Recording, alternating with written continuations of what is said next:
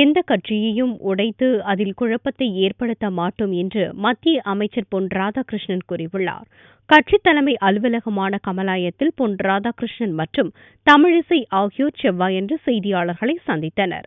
போராட்டம் என்ற பெயரில் சில சமூக விரோதிகள் ஊடுருவி குழப்பம் ஏற்படுத்தி வருவதாக கூறிய பொன் ராதாகிருஷ்ணன், எந்த கட்சியையும் உடைத்து அதில் குழப்பத்தை ஏற்படுத்த மாட்டோம் என்றார். மாற்று கட்சியிலிருந்து வந்தால் இணைத்துக் கொள்வோம் என்றும் அவர் கூறினார். சசிகலா நடராஜன் கூறிய கருத்துக்கு கடும் கண்டனம் தெரிவிப்பதாக மாநில தலைவர் தமிழிசை தெரிவித்தார். எந்த கட்சியையும் உடைத்து எந்த கட்சியும் குழப்பத்தை ஏற்படுத்தி அதன் மூலமாக குளிர்காய வேண்டிய தேவையில் பாரதிய ஜனதா கட்சி இல்லை. குறிப்பாக தமிழகத்தில் எந்த ஒரு நிலையிலும் பாரதிய ஜனதா கட்சி அந்த நிலைப்பாட்டை எடுக்காது.